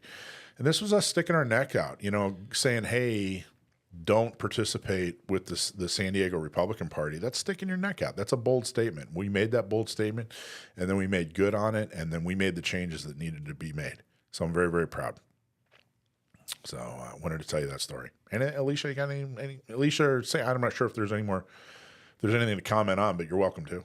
No, I fully agree with everything you're saying. And as far as the whole behind the scenes, I didn't know a lot of what was going on at the time. Yeah. However, I was there that day at the watch party, and I saw that discussion go down, and right there, he lost all respect that I had. Good. Or might have had. Yeah. Yeah. Yeah. Well, there you go. Sam, any thoughts? No? Good to go? All right. Okay, let's move on. I think he's saving it for the next topic. Speaking of Sam, so ABC News put out suspect in United Healthcare CEO killing allegedly boasted of making ghost gun, sources say. In a 3-page handwritten note seized during his arrest, Luigi Mangione, the suspect in the targeted New York City shooting of United Healthcare CEO Brian Thompson, appeared to boast about the do-it-yourself 3D printed ghost gun he allegedly used in the brazen homicide, law enforcement sources told ABC News. The 26-year-old Mangione, who studied computer science and earned a bachelor's and master's degree in engineering from the University of Pennsylvania, is alleged to have written in the document how easy it was to print out some of the components used to assemble the mostly plastic gun. Quote, this was fairly trivial, some elementary social engineering, basic CAD, which is a computer-aided design, and a lot of patience, reads the document seized by police when Mangione was caught Monday at a McDonald's in Altoona, law enforcement sources told ABC News. So last week we had a whole discussion on it. And at first, people were kind of wondering what kind of gun it was, and then it was asserted by, I think it was CNN, was the article we were using, that said that it was this weird single-shot farming gun that came with a built-in suppressor. And somebody on the panel here stuck his neck out and said, "I don't think that that's what that is." And it looks like you were pretty right. It seems to me. Now, they found him with a Glock mag. So it looks like what this guy did, who, again, he had a bachelor's and a master's in engineering. At only 26. At only 26. It looks like he 3D printed some kind of gun that was basically, it looks like they used the blueprint of a Glock, or at very least something very similar to a Glock that used Glock magazines. So, Sam, you like you said, you stuck it out there and you said, I don't think that's what that is. I think it's some kind of production gun. It kind of was. It looks like it was a copy of a production gun that was 3D printed. And of course, they're using this to, jump on ghost guns. But anyway, congratulations. Looks like you were right, Sam. What do you think? Right. And to be clear, I was nowhere near the only person saying this. You were the only person in the whole nation. The only one we care about. Yeah. The NYPD shot from the hip, if you'll pardon the pun, and said, "Oh, we think it's this veterinary pistol," with basically no supporting evidence of which I'm aware. And it's their statement, which CNN, among others, directly parroted, was not backed up by the video that everyone saw. It was just completely ridiculous. And so a lot of people, myself included, looked at that and said, yeah, that looks like a Glock with a suppressor. And it turns out it was basically a Glock with a suppressor. Now, one point of distinction for those among the listening audience who might not be too terribly familiar with 3D printing or 3D printed firearms. First of all, disclaimer, I do not own a 3D printer and I do not 3D print firearms. I am not the authority on this subject. I am not an authority on this subject. But I do know some about it. 3D printing a gun is not as simple as press button, receive firearm. It's not. What he would have 3D printed was would have been the stripped frame. which you can buy those. You can buy a stripped frame in serialized form from a gun store, or you can make one yourself from a P80 kit, or you can 3D print one yourself. It won't be quite as strong, not quite as durable, but clearly durable enough, and the technology has improved greatly. And then what he would have done is he would have bought a lower parts kit and then a complete upper consisting of a slide recoil spring barrel, all the internals that go into the slide, including the firing pin. He would have bought a trigger group and, as I said, a lower parts kit consisting of the various pins and springs necessary to make the gun work. So he didn't 3D print a gun, he 3D printed the part of a gun that has that would ordinarily have the serial number on it and would be considered the frame or receiver under U.S. law, and therefore would be subject to the restrictions of a firearm. Yeah, there's already law. He broke law. It's not like he just legally did what he needed to do or wanted to do or whatever. I mean, obviously the biggest law he broke is he killed a guy, which was horrible and tragic. Actually, what about the barrel? I'm sorry, the slide. Did you talk about the slide? How easy is it to acquire a Glock slide? I don't even know. It's pretty easy. Is it? You can just buy a slide. Yeah. Like, is that simple? Everybody just carries a Glock slide? I don't even pretty know. much. I mean, they have a photograph of it here, and it actually is a threaded barrel as well. I mean, obviously, there's a silencer on it. Which the barrel I've purchased a barrel before. Barrels, Glock barrels seem to seem to be a bunch of different manufacturers, but I didn't know it was that easy just to buy. Are there aftermarket Glock slides, or does Glock? Oh yeah, it's a huge industry. Okay, for years now, you've been able to build an entire new Glock using zero Glock first-party parts. There's a huge aftermarket around that platform. A lot of the 3D printed firearm engineering effort in recent years, over the past roughly decade or so, has gone into printing the receiver for an existing pattern of firearm, or in some cases designing entirely new firearms that make heavy use of 3D printed components like the FGC9. But you see a lot of interest in 3D printed receivers for long guns and 3D printed frames for handguns, because that is the component which under U.S. law is considered the firearm, and which just colloquially among firearm owners and sort of in firearm research is considered to be the firearm. What's the this has nothing to do with the story. So what's the single stack 45 Glock? Is that a 36? That's the 36, yeah. I wonder if there was an aftermarket 36 slide that I can put on my 30. It's a little thinner, Anyway, yeah. It's got nothing to do. I don't think it's got nothing to do work, with the horrific murder we're talking about, but just in case, if you know, put it in the chat. If you know of a good slide manufacturer that I could use on my 30, 36. I'm looking for a 36. So let me know. Well, this gets to. I was going to say the 3D printing thing. It's kind of this. I don't think that. I mean, obviously, this guy was able to do it because he had an engineering background. It's important to relate to people, particularly anti-gun people, that this isn't easy. Like you said, it's not like Star Trek. You hit a button and then, boom, you open a little container and all of a sudden there's a fully operational firearm in there. That's not what we're talking about. It is very difficult. Not everybody can do it. But it also, it does change things. The fact that guns can be 3D printed is kind of, it's proof positive that some of the things that we've been talking about, we were just talking to David Yamane about this. Some of these restrictions on items like guns and mags and etc.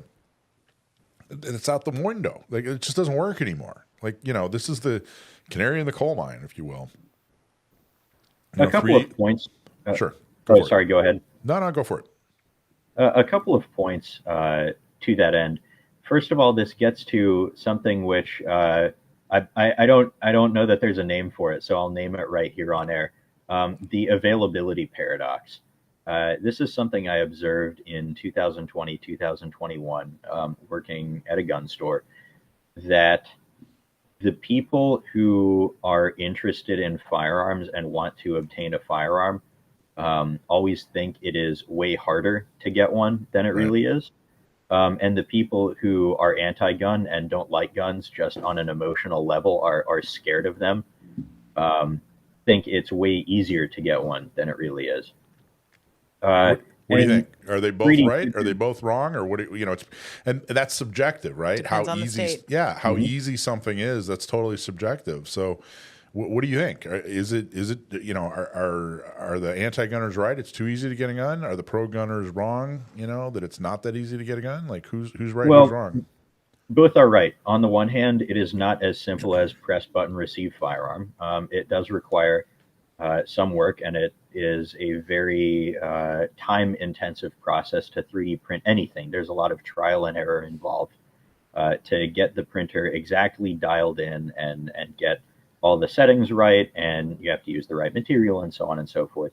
But it is definitely an easier process than machining a receiver out of bar stock or out of steel billet or aluminum billet. Well, obviously, that's why there's interest in 3D printing. It's a much more flexible manufacturing technology, and it's a lot more accessible than a drill press and a CNC milling machine. Well, there's something else. There's another thing too, Sam. The perspective.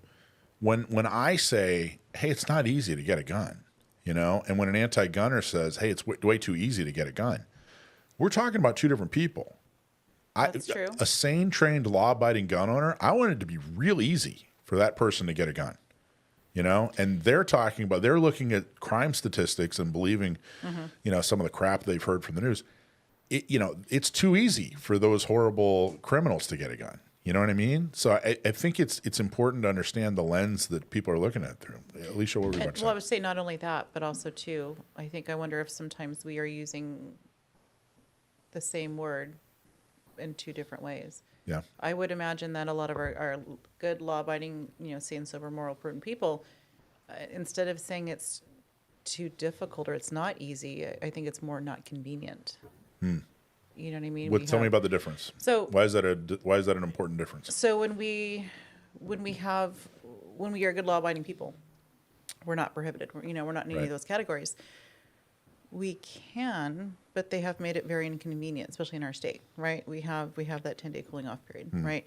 We have a number of documents that are, your two proof of residency. So you have your state ID, you have your additional secondary proof of residency, which is going to be utility or something tied to the home. A great number of people, especially those that don't have a lot of trust in the government, that don't have a lot of trust in the process of things. Well, we see a whole lot of PO boxes. You can't purchase a gun utilizing an ID with a PO box. Right. So there's these things that we have kind of in place sometimes that can make these steps just laborious or inconvenient or whatever word you want to put on it. Like I said, inconvenient. Right, inconvenient. Yeah. Right. Well, I think it's I think it's an important point. I think to walk away from this discussion, first off, Sam was right. Of course. He called it. Great job. Or at least, got real close to Right. the idea that it wasn't this farming gun. But the other thing is that this is yet another example of we're looking at the same subject two different ways, and I think that understanding someone's perspective is important when you're trying to change their mind. But let's move on. Actually, Sam, anything else? Anything else you want to talk? What's Yeah. Go Just ahead. one thing real quick, Sure. and I don't want to go too far down this line of 3D printed firearms because it's, as I understand it, it isn't allowed or it's restricted in California, something like that. So it isn't really super relevant to the audience. But this instance of someone 3D printing a firearm and using it successfully to, in this case, commit a crime, goes to illustrate something that Cody Wilson said several years ago. And I actually have, I don't want to misquote him, so I pulled up the quote here. The debate is over. The guns are downloadable. The files are in the public domain. You cannot take them back. You can adjust your politics to this reality. You will not ask me to adjust mine. And so it's important information. Absolutely. What is meant by that there is that any future legislation or policy with regards to privately made firearms, which, by the way, have been a thing for hundreds and hundreds of years. People were making guns at home for a lot longer than 3D printers have existed. And people were publishing files online for how to make guns at home a long time before 3D printers existed. But what is meant by this is that any future legislation or policy that has to do with privately made firearms must be constructed with the understanding that you will not stop this process. This practice will continue whether or not governments try to stop it. Yeah. So they have to start with that understanding and then move forward from there, not to try to cram the toothpaste back into the tube. That won't happen. Right. It's like trying to, hey, we're going to get rid of lava by stopping all volcanoes. All right. Well, good luck with that. It's not going to happen. Yeah, put a giant cork in them. All right. Excellent. Thank you so much, Sam. Awesome job. Okay. And Alicia, excellent points. I think it's an extremely interesting subject, and we're going to have a lot of opportunities to talk about it over the next couple of decades because it ain't going anywhere. Okay. The next one, Department of Gun Violence Prevention. This is a federal department that was implemented by the Biden administration. And of course, with Trump coming in and a Congress on his side that is at least far more favorable to gun owners than the last administration. Wait and see just how friendly they are. The question has come up, should this department, the Department of Gun Violence Prevention, should it go away or should it just change mission that, actually teaches, maybe change the name a little bit, but then definitely change the focus of, hey, let's get this federal department to teach the things that we believe in. Teach guns and violence prevention from our perspective. And I have a little clip here. One of the main drivers of not getting rid of this department, but rather changing its mission, is a lady named Diana Muller, who's a fantastic advocate for Second Amendment. She's the founder of DC Project, which, by the way, I think they changed their name recently. They did. Women for Gun Rights. Women for Gun Rights. She's fantastic. She was recently talking to Cam Edwards from Cam & Company, another fantastic advocate for Second Amendment. But I want you to listen to a piece of their discussion on the Department of Gun Violence Prevention and changing it rather than deleting it. So go ahead, let's play. But there is a lot of talk about what to do. First of all, what to do with the ATF, right? You're going to shut down the ATF. You're going to move it over to Treasury from Justice. What are we going to do with the ATF? But then the other big question is what to do with the White House Office of Gun Violence Prevention, which was set up by Joe Biden and Kamala Harris a little more than a year ago. Has basically become a jobs program for the gun control lobby, but has also become a bully pulpit for the gun control lobby, right? I mean, they are not only able to message to the American people, but they're able to direct, hundreds of millions of dollars in federal funds to, anti-gun groups, in some cases to, violence prevention programs, but to states to, adopt red flag laws. So I think every Second Amendment advocate that I've talked to is on the same page that the White House Office of Gun Violence Prevention needs to stop.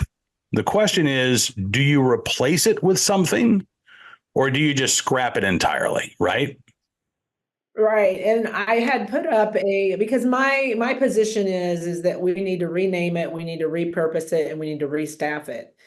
And I put up a video to say, hey, audience, what do you guys think? And honestly, there was a lot of, just knee-jerk reaction, abolish, abolish, abolish, it's unconstitutional, blah, blah, blah. And I'm pushing back and I'm like, guys, listen, dig into this and understand that what we are up against. What I don't think we understand is that the amount of effort and organization and money that they put into propagandizing and marketing against the Second Amendment.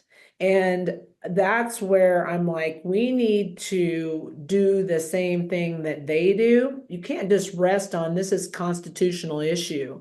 You have to really intentionally look and help the citizenry understand the Constitution. We've dumbed down our kids so much and our generations after generations that they don't teach civics. So my position is that I want to repurpose it and I want to teach the Constitution. I want to teach the Second Amendment. I want to teach people how to shoot, or if not shoot, understand firearm safety. I want to research genuinely research, honestly research firearms, safety, gun violence, if you want to put it in air quotes, violence perpetuated, any kind of violence. There's a lot of things that people can do that don't require a firearm to be safe. Let's talk about those things. Let's educate our citizenry as to how you can look for predatory behavior, how you can prepare to protect yourself and your family and actually be safer. We have the solutions on our side. We have to get up through all of these hurdles, whether it be social media, whether it be all of these anti-gun marketing messages. We have to get through those. And I feel like this is an opportunity. We need to take these headwinds that we have with this mandate that we saw in November and take them back to the people and say, this is why we believe what we believe. I'm right there with you. I think it would be a mistake to. So I respectfully disagree. And as great a work as they are, as great of minds as they have, and as much as they've done when it comes to Second Amendment, I think that they're very, very wrong on supporting the idea of renaming, repurpose, and restaffing. She described this, she said she put up her idea of renaming, repurpose, and restaffing and got a lot of, quote, knee-jerk reactions for people, from people saying that this is unconstitutional. Pointing out that a policy is unconstitutional is not a knee-jerk reaction. And I take exception to framing it that way. I thought that was highly disrespectful to people who care greatly about the Constitution and doing things that are constitutional. And then she went on to say we can't just rest on the fact that this is unconstitutional, and then went on to say that we need to teach the Constitution. What is the point of teaching the Constitution if we're not going to follow it? And I would ask the idea of renaming, repurpose, and restaffing the Office of Gun Violence Prevention, the Department of Gun Violence Prevention, what section of the Constitution supports the federal government's ability to do that? There frankly isn't one. So she talked about how the things that she wants to do with this department being important to the cause, and she's right. The things that she wants to do with this department need to happen. But then she went on to call it exactly what it was, propaganda. And the idea of taking tax dollars and setting up an unconstitutional department to advance propaganda onto the citizenry is wrong, whether or not I agree with the message or not. I know we were talking about David Yamane, the sociologist, earlier in the show, about how folks, pro-gun folks are, we feel like we're in the driver's seat now. Like, hey, we have this Congress that's behind us. We have this president that's behind us. We have a Supreme Court that's behind us. And we're starting to go, hey, let's take this thing out for a spin. Let's see what we can do. But we have to remain principled, and we have to fall back on our character. And that doing something contrary to our principles and our character, doing something that's unconstitutional, will hurt us in the long run. It'll hurt us every time we make the claim, whether it's in the next 4 years or the next 30 years, that, hey, this is not the proper role for federal government. And it'll hurt us when we're in court saying, hey, this isn't the role of the federal government. This isn't what we're supposed to be doing. Being hypocritical about this thing will eventually hurt us. And I think that time will come sooner rather than later. And if they do rename, repurpose, or restaff this Department of Gun Violence Prevention, I will absolutely not support it. And that is not my knee-jerk reaction. That is my adherence to the Constitution. And I think that the propaganda and the work that needs to get done, that we agree on 100%, needs to be done by national groups like NRA, Gun Owners of America, Firearms Policy Coalition, regional groups like CRPA, Gun Owners of America, local groups like San Diego County Gun Owners, abdicating our responsibility to be self-governed, to stand up for the Second Amendment, abdicating that responsibility to the federal government is something I am as opposed to as I am gun bans. And I hope that other people see why that's an important point to make. So this is one example, but I don't think it's going to be the last example of people kind of going, hey, you know what? They did it. Now we're going to do it. We're in power. You know, we're going to do all these things to get back at them. You know, we're going to do these things because they did it to us. I think we should take the high road. I think we should stick to our principles and show character. And I think we should do the things that we need to do in order to make good things happen, by supporting groups, by coming up with legislation, by filing lawsuits, by changing hearts and minds, by educating people, rather than relying on the federal government, which is something that we criticize others for doing. And I think this is an extremely important subject and point to make. So, Sam, Alicia, what do you guys think? I agree. You know, and I think it's a really important and valid point that you bring up.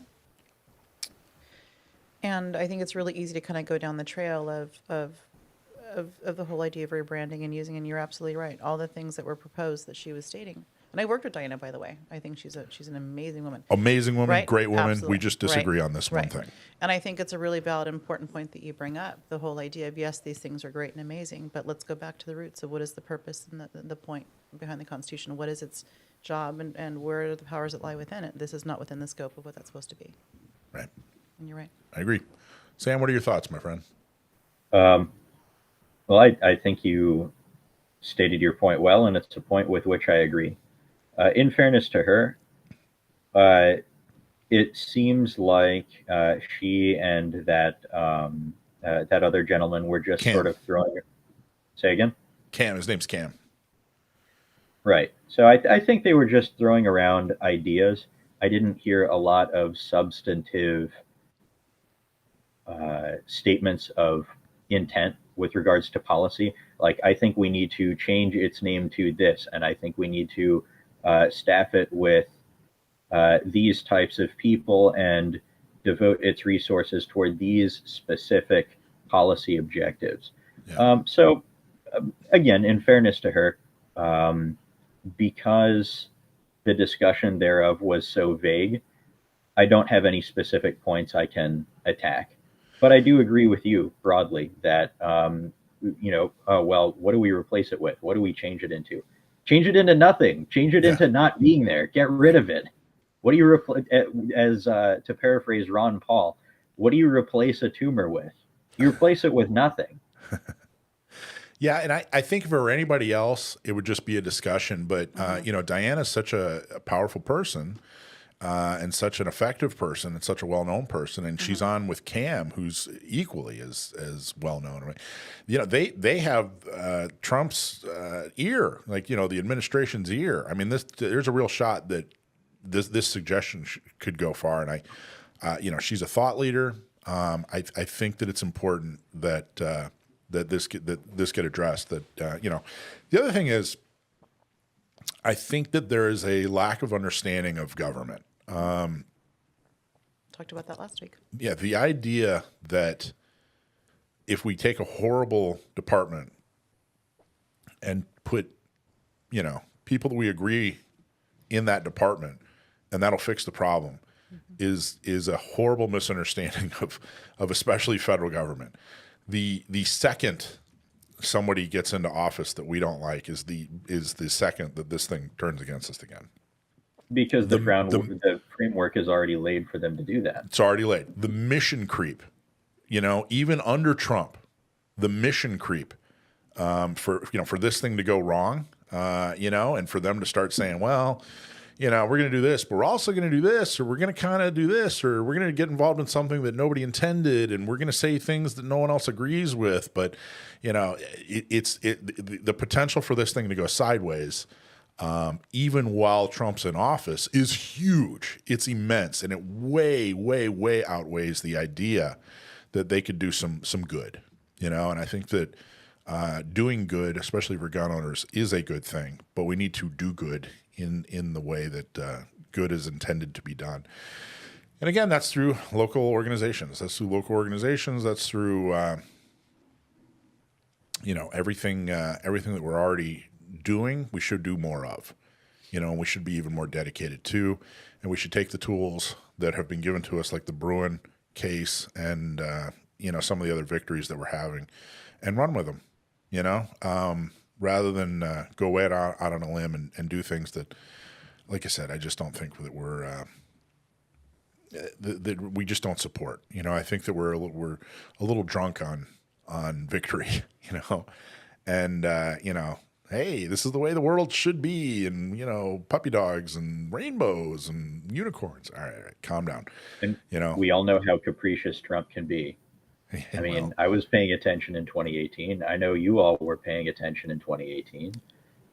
Do we really want to trust such an important area of policy, the Second Amendment and Second Amendment rights, to the hope that he won't get in a bad mood at some point and decide that we have provoked the ire of the court, as it were?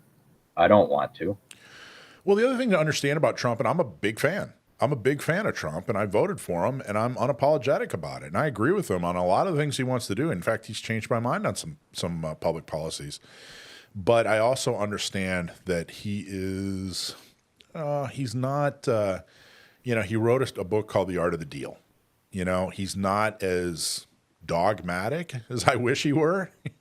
I don't know. Maybe, is that the right way? What do you think, Sam? Is that the right way to put it? He's not as married to certain ideas and concepts as I wish he were. He tends to agree, and he tends to march in the same direction I want us to march in. But he's not, he's not so married to those ideas that he can't be budged. And my fear is that, yeah, he's going to appoint great judges, and he's going to do great things when it comes to Second Amendment and ATF and all that other good stuff. But I also know that he's, he might make a deal, and he might not think that it's contrary to what we think philosophically, and that scares me. The term that comes to my mind is two-faced. A bit less complimentary than your choice. Not quite to the degree of like a 30 pieces of silver kind of way, but I do agree that he does not exactly. He perhaps does not always strongly adhere to points many people consider important and non-negotiable. Well, it's hard to be politically. About the most complimentary way I can say it. It's hard to be politically pragmatic and dogmatic at the same time. And right. Well said. So anyway, all right. Last thing. Do we have time for this, or should we wait for next week? It's kind of a long clip, isn't it, Rich? Yeah, it's about 4 minutes. It's about a 4-minute clip. So we'll end there. Thank you, everybody. That was an awesome job. I really appreciate it. We have a couple of things for you next week, but I do want to remind everybody, if you're anywhere near the San Diego or South Riverside or South Orange County, this Tuesday, the 17th, 2 days from now, come to AleSmith, come to our Christmas party, and say hi. Say hi. Meet some folks. Bring some people if you can. Do some bidding on our silent auction and help us, end the year strong. That's what we're trying to do, both as far as socially and financially. We need your help. We need you to come have fun, and we want to see you. We want to say hi. We want to wish you a happy holiday, a Merry Christmas, a Happy Hanukkah, and a Happy New Year. I think Christmas is the first day of Hanukkah on Christmas. It's both on the same day this year. Sam? I can see his lips moving. Sorry, my bad. The first night is on the 25th this year, yes. Okay, cool. So they're both on the 25th. Christmas is on the 25th this year, Alicia? That sounds about right. Okay, cool. So anyway, come down, 17th. Come check us out. And thank you guys so much. Thank you, Alicia. Awesome job as always. And thank you, Sam. And check out Gun Owners Radio. And that's it. I think that's all we got. All we need is the outro music. Wabam. See you guys next week.